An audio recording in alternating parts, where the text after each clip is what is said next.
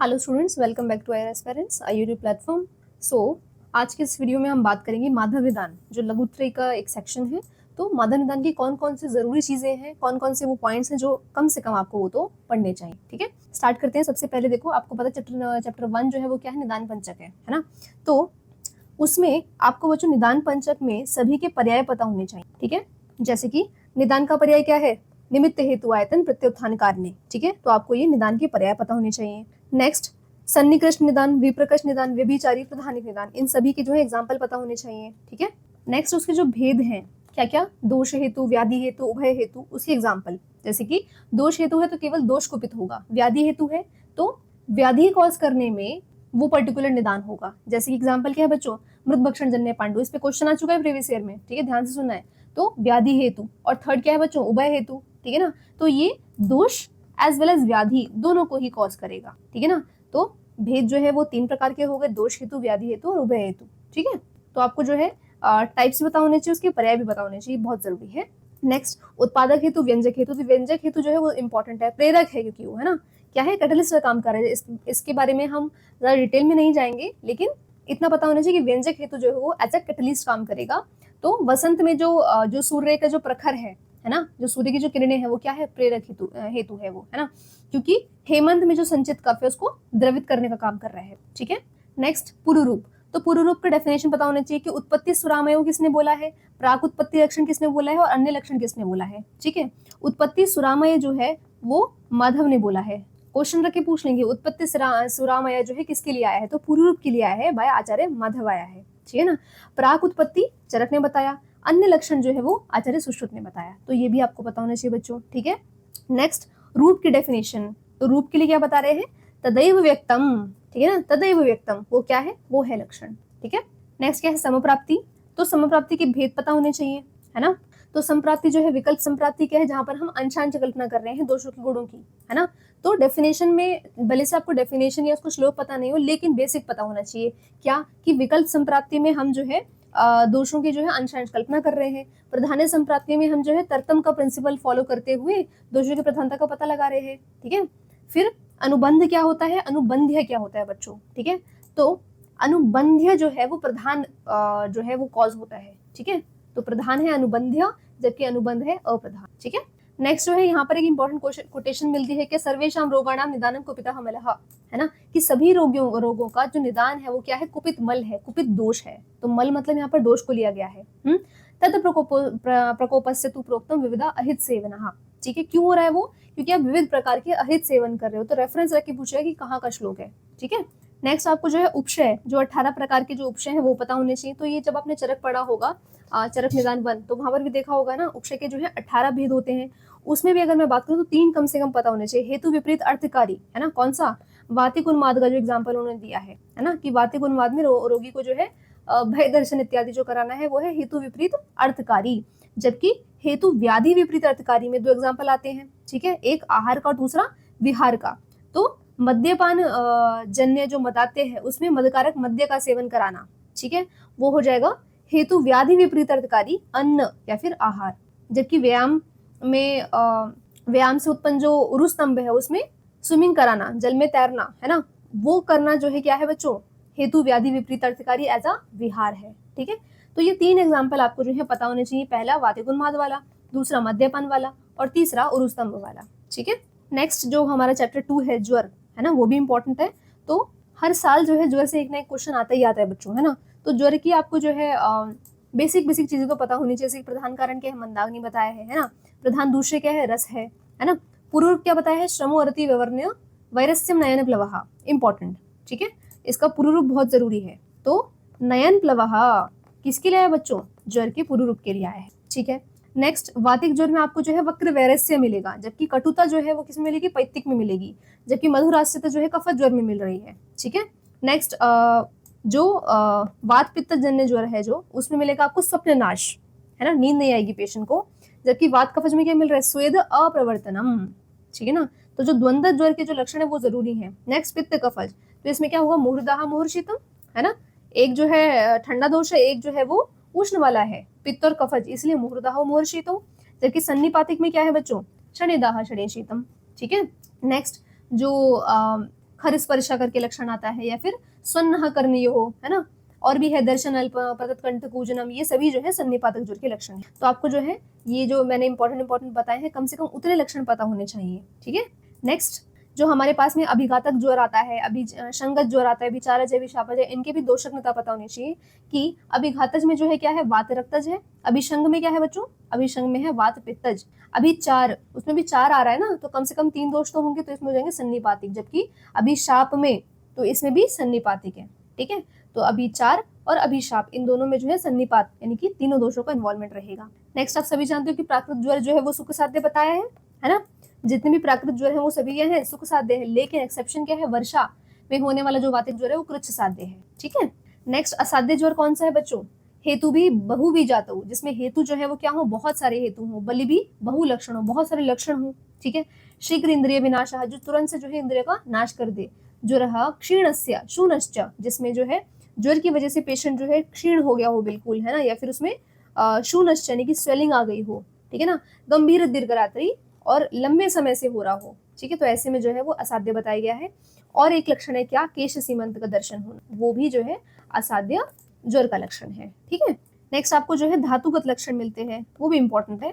धातुगत ज्वर में आपको देखने को मिले जैसे कि अंतर्दाहु, है ना, अंतर्दाहु जो है किसका लक्षण है, मांसगत का लक्षण है।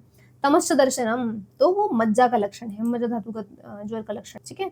तो वो धातुगत वाले भी इंपॉर्टेंट पता होने चाहिए। रस धातु में क्या मिलेगा, दैन्य मिलेगा। नेक्स्ट ये इंपॉर्टेंट टॉपिक आता है क्या, वात बलासक ज्वर, है ना।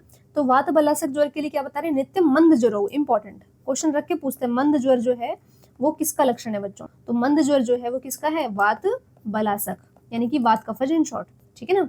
दूसरा प्रलेपक ज्वर, प्रलेपक ज्वर उसमें भी क्या है, मंद ज्वर विलेपी च सशीतः, ठीक है, मंद ज्वर उसमें भी मिलेगा आपको।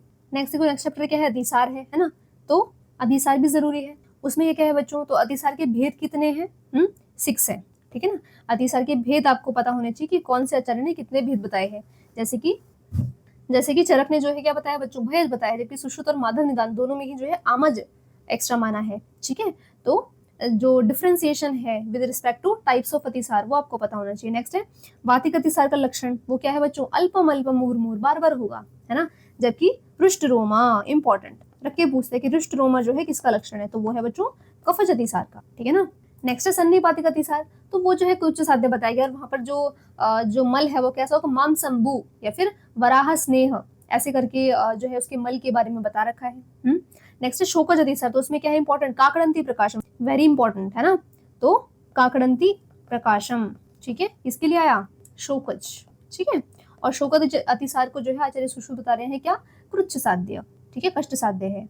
नेक्स्ट नाना वर्ण जो है वो आमज अतिसार के लिए आया है, ठीक है। नेक्स्ट जो शोकज अतिसार है इसमें जो दूष्य बताया बच्चों, क्या है, दूष्य है इसमें रक्त, ठीक है, जरूरी है ये भी। नेक्स्ट आपको जो है पता होना चाहिए कि कौन सी अतिसार की कंडीशन है जहां पर आपको ट्रीटमेंट नहीं करना है, तो असाध्य अतिसार, ठीक है। असाध्य अतिसार के जो लक्षण बताए हैं जैसे कि जाम्बू वर्ण है, यकृत खंड है ना, और मांस धावन तोयाभम है, मेचक जैसा है ना, और कुड़ब गंधी आ रही है, या फिर मस्तलूम की जैसा जो है मलस्राव कर रहा है पेशेंट, तो ऐसे में जो है वो असाध्य अतिसार है, ठीक है। तो उसके लक्षण आपको पता होने चाहिए। नेक्स्ट कौन से कंडीशन है ना, एसोसिएटेड कौन सी डिसीजेज हैं जहां पर अतिसार जो है मारक होता है, ये भी बहुत जरूरी है, ठीक है। तो श्वास, शूल, क्षय और पिपासा, है ना, PS3, 3 S से हो गए और 1 हो गया P से, तो PS3 वाली जो कंडीशन है, ये 4 कंडीशन अतिसार में जो है मरण कॉज करती हैं, अल्टीमेटली पेशेंट की हो जाएगी डेथ, ठीक है। नेक्स्ट अतिसार से जो मुक्ति के लक्षण बताए हैं, क्या वायुश्च गच्छति, कि वायु का जो है अनुलोमन होगा, दीप्ताग्नि हो जाएगी, है ना। नेक्स्ट बता रहे हैं क्या, कि मुक्ति लक्षण में बोल रहे हैं कि उच्चारण विना मूत्रम प्रवर्तते सम्यगिति वायुश्च गच्छति, मतलब क्या, कि अतिसार के टाइम में क्या हो रहा है कि जैसे जैसे अपान वायु या जब अपान वायु जो है वो रिलीज हो रही है, तभी तभी पेशेंट को जो है वेग आता है, चाहे से वो मूत्र का हो चाहे से वो मल का हो, ठीक है ना। तो बिना अपान वायु के गमन के उसको मल और मूत्र का विसर्जन नहीं हो रहा है, लेकिन जब अतिसार से मुक्ति का जो लक्षण बता रहे हैं वो रेफरेंस बता रहे हैं, तो बोल रहे हैं कि उच्चारण बिना मूत्रम प्रवर्तित, यानी कि बिना अपान वायु के गमन हुए ही, है ना, पेशेंट जो है अपना इजीली जो है फीकस जो है इवैक्यूएट कर रहा है, ठीक है। नेक्स्ट देखो गृहिणी, चैप्टर 4 जो है गृहिणी का, वो भी जरूरी है बच्चों। तो ग्रहणी के कौन कौन से भेद आचार्य माधव ने अलग से बताए हैं वो आपको पता होने चाहिए, है ना। दूसरा निदान आप सभी जानते हो, अतिसारे निवृत्ति मंदाग्नि रहिताशिनः, है ना, यानी कि अतिसार से निवृत्त होने के बाद में मंदाग्नि वाला पेशेंट था और अतिसार से निवृत्त होने के बाद में उसने अहिताशन ले लिया, तो ऐसे में उसको जाएगा ग्रहणी, है ना। मुहुर्बद्धम मुहुर्द्रवम, कभी तो जो है पेशेंट को कॉन्स्टिपेटेड होगा और कभी तो उसको जो है लूज बाउल मूवमेंट होगा, ठीक है। नेक्स्ट आपको जो है भेद पता होने चाहिए, जैसे मैंने बताया कि मुहुर्बद्धम मुहुर्द्रवम ये है ग्रहणी का सामान्य लक्षण, है ना। लेकिन वातिक में आपको देखने को मिलेगा क्या कि कर्णयुस्वनः, तो उसमें जो है पेशेंट को जो है साउंड सुनाई देगा, है ना, टिनिटस मान सकते हो आप। और गृद्धि सर्वरसानाम इंपॉर्टेंट रख के पूछता है कि पेशेंट को हर रस खाने की इच्छा होगी, गृद्धि सर्वरसानाम, ठीक है। नेक्स्ट है संग्रह ग्रहणी और घटी यंत्र ग्रहणी, ये जो है माधव ने बताए हैं, ठीक है, दोनों ही संग्रह और घटी यंत्र। तो संग्रह ग्रहणी जो है उसके लिए बता रहे हैं दुर्विज्ञा दुष्चिकित्सा चिरकाल अनुबंधनी, है ना, लंबे समय तक बनी रहती है। जबकि घटी यंत्र के लिए क्या बता रहे हैं कि पार्श्व में सोने के बाद पेशेंट को जो है शूल होता है, सो पता पार्श्व और शूलम कलत जलह घटी ध्वनि, ठीक है ना। तो जैसे जो घट होता है, जो घड़ा होता है ना, अर्दन पॉट जो होता है, तो उसको पानी में जब आप छोड़ दोगे तो जैसा वो बबलिंग साउंड आएगा ना, वैसा ही पेशेंट को जो है घटी यंत्र ग्रहणी में भी साउंड आता है, ठीक है। तो क्वेश्चन रख के पूछ सकता है कि घटी यंत्र का लक्षण क्या है या फिर किस ऑथर ने बताया, तो आपको रेफरेंस भी आपको पता होना चाहिए, ठीक है। नेक्स्ट अर्श, तो अर्श जो है आचार्य सुश्रुत की बात करें या माधव की बात करें, दोनों ने ही जो है 6 ही भेद बताए हैं बच्चों, है ना। वलियां कितनी होती हैं ये सभी आपको पता होने चाहिए, दोष क्या है दूसरे क्या है ना। तो ये बेसिक चीजें जो आपने कहीं ना कहीं पढ़ी है ना, आपने कायिक चिकित्सा में ऑलरेडी पढ़ रखा है, और जब आप चरक संहिता पढ़ते हो, सुश्रुत पढ़ते हो, तो ऑलरेडी माधव निदान के ज्यादातर पॉइंट्स जो है वहीं पर कवर हो जाते हैं, ठीक है। जो बहुत ही स्पेशल है वही पॉइंट्स जो है आपको यहाँ पर अलग से पढ़ने हैं माधव, ठीक है। पूर्व रूप क्या है, जैसे कि बताते हैं अल्प विटकता, है ना, उद्गार बाहुल्य, फिर कर्शर्य, ये सभी जो है उसके अर्श के पूर्व रूप हैं बच्चों, ये जरूरी है ना, पूर्व रूप। दूसरा ग्रहणी, पांडु और उदर रोग, इन 3 रोगों की उसको जो है आशंका होती, ठीक है। ग्रहणी, उदर रोग और पांडु, तो गप करके याद रखेंगे कि गप रोग की आशंका होती है उसको। बाकी इंपॉर्टेंट ये भी था पार्श्व उद्गार बाहुल्य और अल्प विटकता, ठीक है। अच्छा, अगर किसी पेशेंट को शोथ अतिसार युक्त अर्श हो जाए तो क्या होगा, तो वो हो जाएगा असाध्य, ठीक है। तो असाध्य वाली कंडीशन भी आपको पता होनी चाहिए, ठीक है, कि शोथ अतिसार युक्त जो अर्श होता है वो असाध्य होता है। इसके अलावा अगर रुत पार्श्व शूल है या फिर वृषण योज तथा शोथ होकर के आया है कि अगर पेशेंट को वृषण में, हस्ते, पादे, मुखे, नाभि, इन सभी जगहों पे अगर शोथ हो जाता है तो वो भी असाध्य है, ठीक है। बाकी इसके जो भेद हैं, वातिक अर्श जो है वो कैसा दिखता है, पैतृक कैसा दिखता है, ये हम ऑलरेडी जो है ट्रिक्स के साथ में देख चुके हैं, है ना। इंपॉर्टेंट क्या है, वातिक अर्श है कदम्ब पुष्प के समान। जब हम गोविंद पारिक के इंपॉर्टेंट 80 पेजेस पढ़ रहे थे वहां पे हमने देखा था इसके बारे में, है ना, अर्श के भेद अलॉन्ग विद ट्रिक्स। तो वातिक अर्श जो है कदम्ब पुष्प के समान बताया बच्चों, और भी है इंपॉर्टेंट कैरेक्टरिस्टिक फीचर्स, बट जो सबसे ज्यादा जरूरी है वो है कदम्ब पुष्प, है ना। पैतृक में हमने देखा क्या, यकृत खंड है, शुभ जीवा है, जलो का वक्र सन्निभा, है ना। कफज में हमने देखा करीर पनस्थी है, गोस्थन बताया है, वो सभी उसके आकार बताए हैं। और कफज अर्श में जो है बच्चों पेशेंट को जो है प्रवाहिका इत्यादि भी हो जाता है, ठीक है। और इसका उपद्रव क्या है, क्लेब्य, दैट इज उपद्रव। रक्तज में हमने पढ़ा था भेकाब वर्ण और गुंजा, विद्रुम सन्निभ, ये सब जो है सभी चीजें मिलेंगी रक्तज में, ठीक है। नेक्स्ट चर्मकील, तो चर्मकील में जो दोष बताया है वो क्या है, वात कफज, इसका दोष है। नेक्स्ट चैप्टर 6 बहुत जरूरी है, ज्वर के बाद में ये सबसे ज्यादा जरूरी चैप्टर है। अग्निमांद्य, जीर्ण, विसूचिका, अल्सक, विलंबिका, ये सभी के बारे में डिस्कशन हुआ है ना। तो सबसे पहले जो है अजीर्ण के वो भेद बताते हैं, ठीक है। कौन कौन से बच्चों, 6 भेद बताते हैं, जैसे कि आम, दूसरा विदग्ध, ठीक है, थर्ड वन इज विष्टब्द, ठीक है। नेक्स्ट इज रसशेष, नेक्स्ट बता रहे हैं वो दिनपाकी को जो है निर्दोष बताया गया है, ठीक है, दिनपाकी को निर्दोष अजीर्ण बताया गया है। एंड लास्ट आती है हमारी प्राकृत अजीर्ण। तो ऐसे करके जो है वो 6 भेद बता रहे हैं अजीर्ण के, ठीक है। बाकी सबने यूजुअली जो है 4 ही बताए हैं। इस पे ऑलरेडी क्वेश्चन आ चुका है अजीर्ण के भेद पर, ठीक है। और बाकी जो कॉमन लक्षण, जैसे ये आम अजीर्ण होगा पेशेंट को तो उसको जो है गुरुता लगेगी, पूरी बॉडी में आम जैसे लक्षण मिलेंगे, शोथ मिलेगा, कहाँ पर, गंडक्षिकूट में, ठीक है। विदग्ध अजीर्ण होगा तो उद्गार तो आएगा लेकिन कैसा होगा, सधूम अम्ल आएगा। विष्टब्द में जो है उसको वातिक वाली लक्षण में, जैसे आदमान हो गया, शूल हो गया, है ना, और मल वगैरह की जो है अप्रवृत्ति, संग हो जाना, ठीक है। तो ये सभी लक्षण मिलेंगे। नेक्स्ट अजीर्ण के उपद्रव, इंपॉर्टेंट, मूर्छा, प्रलापो, वमतु, प्रसेक, सदनम, भ्रमः, ऐसे करके जो इनफैक्ट मरण भी आया है, ठीक है। तो अजीर्ण के उपद्रव आपको पता होने चाहिए बच्चों, ठीक है। नेक्स्ट विसूचिका, तो विसूचिका के लिए क्या बता रहे हैं, सूचि तुदन संतिष्ठते अनिलः, तो वहां पर जो दोष बताया है विसूचिका में क्या है, वात प्रीडोमिनेंट जो है विसूचिका बताया गया है, बेसिकली जो है वायु का यहाँ पर रोल बताया गया है। ठीक है, लक्षण क्या मिलेंगे, मूर्छा, अतिसार, वमधु, पिपासा, शूल भ्रमः, है ना। दूसरा विसूचिका के जो 5 उपद्रव है बहुत जरूरी है, ये इस पर भी क्वेश्चन आता ही रहता है रिपीटेडली, है ना। 5 उपद्रव कौन कौन से हैं बच्चों, निद्रानाश, अरति, कंप, मूत्राघात, विसंज्ञता, ये सभी हम जो है जब हम गोविंद पारी के इंपॉर्टेंट पेजेस पढ़ रहे थे वहां पे हमने बात कर ली थी इन सभी के बारे में, है ना। तो ये 5 चीजें हैं जो विसूचिका के उपद्रव बताए गए हैं, इंपॉर्टेंट। ठीक है, पंच दारुणः करके बताया गया है। ठीक है, इसके अलावा अल्सर के लिए क्या बताया है, आना अत्यर्थम परिकूजति, बहुत ज्यादा आना हो गया पेशेंट को, है ना। इसके अलावा उद्गार बाहुल्य होगा यहाँ पर। ठीक है, निरुद्ध मारुत है ना, तो उद्गार होगा। विलंबिका क्योंकि बोला है दुष्टम तो भुक्तम कफ मारुताभ्यम, तो विलंबिका में जो है दोष पूछा जाता है कि विलंबिका में कौन से दोषों का इन्वॉल्वमेंट है बच्चों, तो वात और कफज, ये 2 दोषों का इन्वॉल्वमेंट यहाँ पर देखने को मिलता है। ठीक है, दुष्टम तो भुक्तम कफ मारुताभ्यम, ना ऊर्ध्वम ना अधश्च दुष्चिकित्सा, क्वेश्चन रख के पूछे कि दुष्चिकित्सा जो है किसको बताया गया है। ठीक है, तो दुष्चिकित्सा दुर्निवार्य जो है विलंबिका के लिए बोला गया है। तो ये चैप्टर बहुत जरूरी है। ठीक है, इसी चैप्टर में जो है आपको अग्नि के भेद मिलेंगे, वो भी आपको बिल्कुल क्लियर होने चाहिए कि अग्नि अगर विषम है तो वहां पर धातु वैषम्यम करौती, अगर तीक्ष्ण है तो क्या करेगी, तो धातु का शोषण करेगी, धातु विशोष्यति, है ना। और इसके लिए क्या बताया गया है, चरक क्या बोल रहे हैं, सर्वोपचार सह, है ना।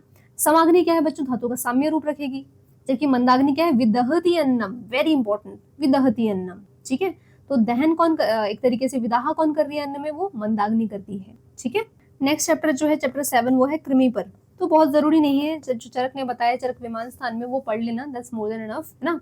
तो सभी आचार्यों ने जो है नाम भेद से 20 प्रकार के बताए हैं, है ना। पुरीषज 5 है, रक्तज 6 है, कफज जो है 7 है ना। बाकी 2 बाह्य जो करके बताए हैं वो भी आ जाएंगे उसी में, है ना। तो ऐसे करके जो है बेसिक आपको आइडिया होना चाहिए कृमियों के बारे में। यहाँ पे कुछ खास है नहीं, लेकिन जैसे कि कफज कृमि है ना, तो कफज कृमि वो बता रहे हैं अमाशय जाता, वो तो आप सभी जानते हो कि अमाशय उत्थ जो है कृमि है। दूसरा क्या है, रूढ़ धान्य अंकुर, कैसा बताया उसका जो शेप बताया है या जो स्वरूप बताया, कैसा बताया है, रूढ़ मतलब कि जैसा स्प्राउटेड जैसे फॉर्म होते हैं ना, धान्य अंकुर जैसे स्प्राउट हो गया हो, वैसा जो है उसका स्वरूप बताया गया है। ठीक है, बाकी श्वेत ताम्र, तनु दीर्घ अणु वो सब तो बताया है, गंडू पदुपमा। ठीक है, तो ये अलग से आया है, बाकी तो सब सेम ही है। नेक्स्ट चैप्टर 8 जरूरी है, पांडु, है ना। तो पांडु रोग में जो है भेद है वो कितने बच्चों, 5 है। ठीक है, दूसरे आपको पता होनी चाहिए। पुरुरूप क्या है, त्वक स्फुटनम स्टीवनम गात्र साधक प्रेक्षण कूट शोधः, है ना, कि रख के पूछता है। देखो माधव निदान के जो पुरुरूप है ना वो बहुत जरूरी है बच्चों। ठीक है, तो कम से कम पुरुरूप सभी के पढ़ के जाना, क्या है, प्रेक्षण कूट शोध। ठीक है, तो ये सभी जो है इसके पुरुरूप है। जबकि जब चरक बता रहे हैं पुरुरूप के बारे में पांडु के, तो क्या बोल रहे हैं, हृदय स्पंदनम रौक्ष्यम स्वेद अभाव समस्तता करके लक्षण आया है। ठीक है, नेक्स्ट पांडु के जो है असाध्य लक्षण, कब पांडु को जो है छोड़ देना चाहिए पांडु के पेशेंट को, जैसे कि बता रहे हैं यो अतिसार रहते ही, अगर किसी पेशेंट को अतिसार हो गया है, साथ में स्वेलिंग भी, शोथ भी हो गया है। इसके अलावा क्या बोल रहे हैं, पांडु संघात दर्शी अंतेशु शूनम परिहीण मध्यम तथा अंतेशु च मध्य शूनम, ऐसे का क्या है। ठीक है ना, अंतेशु मतलब क्या, कि बॉडी का जो टर्मिनल पार्ट है वो क्या है बच्चों, हाथ पैर और हमारा जो सिर है वो है अंतेशु पार्ट। ठीक है ना, तो अंतेशु शूनम, जितने भी अंत वाले पार्ट है बॉडी के उसमें अगर स्वेलिंग हो गया हो तो उसको जो है हमें अवॉइड करना चाहिए। ठीक है, इसके अलावा गुदा, शेफ, मुश्क, इन सभी में अगर शून हो गया है तो भी उसको जो है हमें अवॉइड करना चाहिए। ठीक है, नेक्स्ट कामला, तो कामला में क्या है, भेक वर्ण हतेंद्रिय, है ना। तो कामला का लक्षण क्या है, भेक वर्ण हतेंद्रिय। ठीक है, कुंभ कामला क्या है, खरीभूत गृच्छा। ठीक है, तो जो खरीभूत हो चुका है कामला उसको हम बोलते हैं कुंभ कामला, ये कोष्ठगत होता है बच्चों। ठीक है, और कामला असाध्य कब होगा, नष्ट अग्नि क्षिप्रम नष्ट संज्ञा। ठीक है, जिसकी अग्नि नष्ट हो गई है, संज्ञा नहीं रही है, ऐसे पेशेंट में कामला जो है असाध्य हो जाता है। इसके अलावा जिसका जो शक्करन है, मूत्र है, अगर वो कृष्ण पीत हो गया तो भी मान लो कि वो असाध्य हो चुका है। नेक्स्ट आता है हलीमक। ठीक है, तो हलीमक में क्या बताया, हरित श्याव पीत कहा, मंदाग्नि, मृदु ज्वर, इंपॉर्टेंट, मृदु ज्वर जो है वो हलीमक में आया है। दोषी प्रीडोमिनेंस क्या है बच्चों, वात और पित्तज। इनफैक्ट आचार्य चरक ने तो उसको महाव्याधि बोल दिया है। ठीक है, हलीमक को। तो बेसिक आपको इंपॉर्टेंट चीजें पता होनी चाहिए, लेकिन माधव निदान की अगर मैं पर्सपेक्टिव से बात करूं तो आपको जो है कम से कम उसके पूर्व रूप पता होने चाहिए, असाध्य लक्षण आपको पता होने चाहिए। ठीक है।